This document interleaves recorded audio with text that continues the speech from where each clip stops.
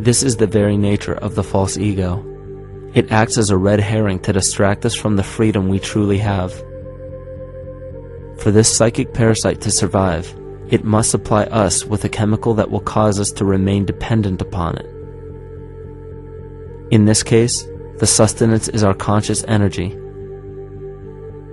And in order for us to feed it to the parasite, the chemical of fear causes humanity to crave protection and defense.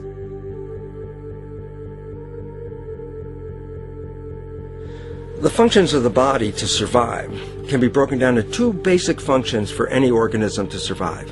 You have to be able to grow, maintain yourself, take care of your biology, but you also must be able to protect yourself, so that if you're just growing and you can't protect yourself, you'll become food for something else. So the survival involves a balance between growth and protection.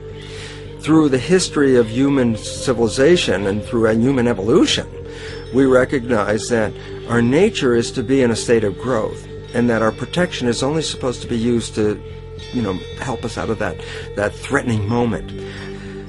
You can't be in growth and in protection at the same time.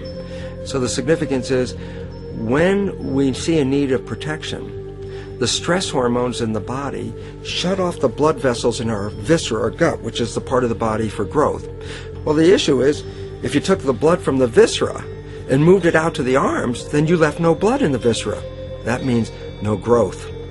But you're ready to fight. And when your fighting is finished, then the blood returns back to the viscera and you grow again. But in the world that we live in today, it's 24/7 fear.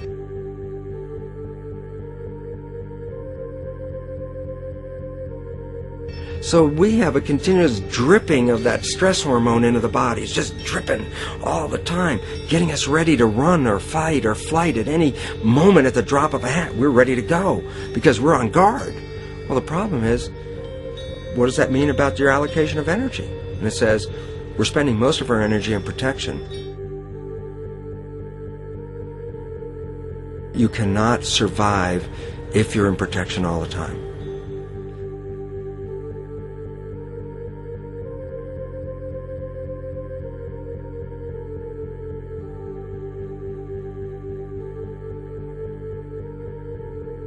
And if the parasite can control the nature of the fear, it can then create a fear among us that only it can defend us against.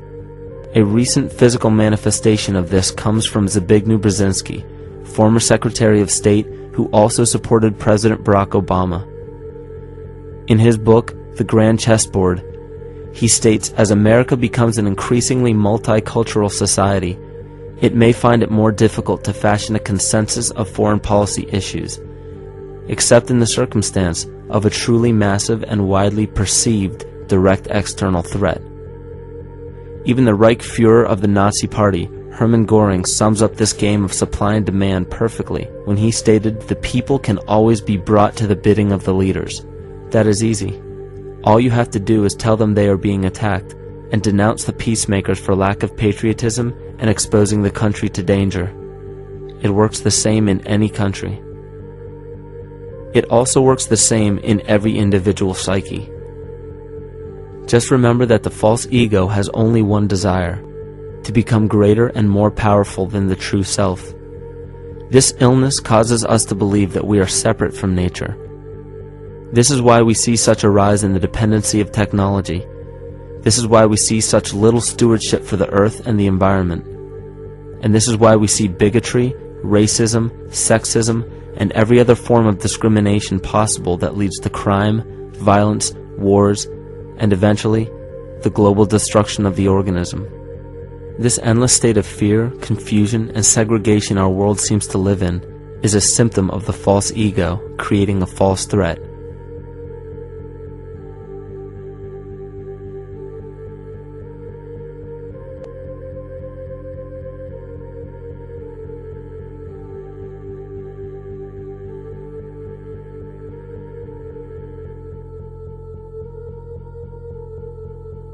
Many of the United States presidents have blood relations with each other. The Bush lineage has blood ties to a great number of former presidents.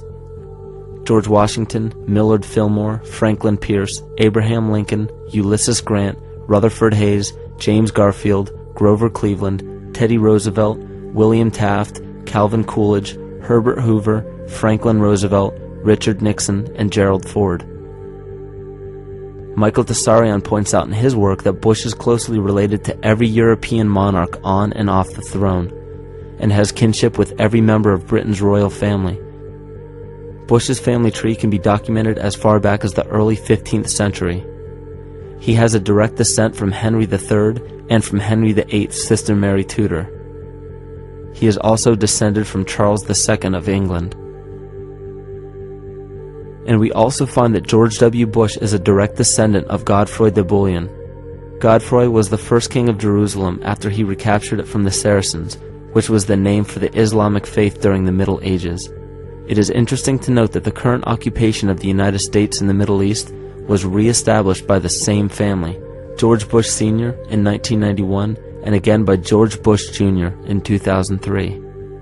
George Bush Jr. is then found to be a cousin to both opposing candidates of his 2 terms in office, Al Gore and John Kerry.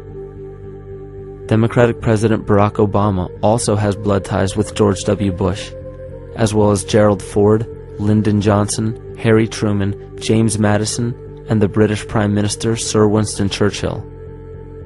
On the opposing side of the 2008 presidential ballot, John McCain is descended from Robert the Bruce, King William I of Scotland, and also Godfrey the Bullion. Probably one of the most interesting facets of the bloodline relations is the fact that the whole British royal family has descent from the Muslim prophet Muhammad through the Arab kings of Seville. This bloodline was passed through the kings of Portugal, Castile, and eventually down to King Edward IV. And this is a very, very different story from what you hear the media pumping out every day, being this idea of lineal superiority. It's completely debunked according to the foremost authority of aristocratic lineage, Burke's peerage. And this just goes to show that there's the true story, and then there's the manufactured illusion, the front that's given to the public.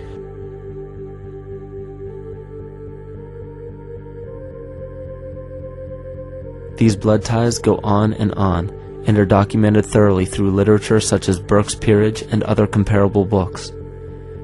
The point of all of this is that we find not just the same people, but the same intent within the people who have held high positions of monarchy, dynasty, aristocracy, and democracy in the past and present, and they are all related by a physical and symbolic link. This bloodline carries the symbol of our illness.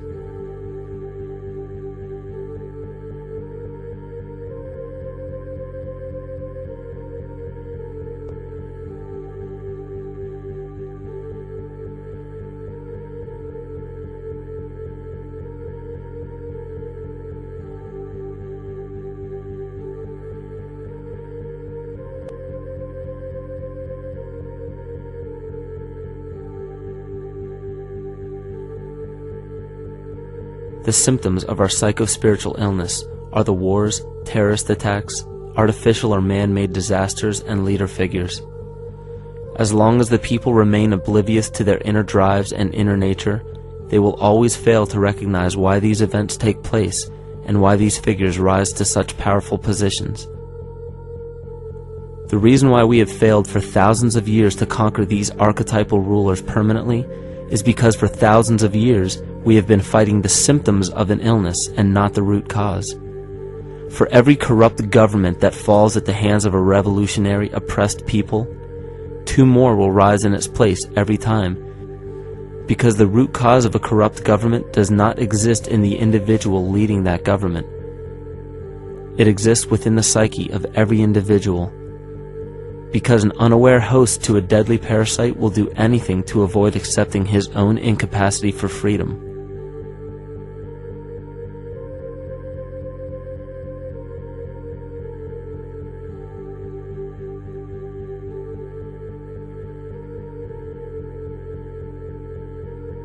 We are so bereft of sanity in this world that those few who simply stop projecting onto others and begin facing their own demons are seen as neurotic. An article written in the 1950s states that studies showed that individuals who had been isolated from their familiar social and cultural environment became neurotic. This shows that when those individuals had no object to identify their darker emotions with, they began to see these things in themselves, that which they refused to recognize before, and were unaware of why they appeared and how to cope. Facing our true inner self is virtually unknown in our world today. This is why no matter how many civilizations rise and fall, it is our collective consciousness that creates our governing apparatus, not individual people.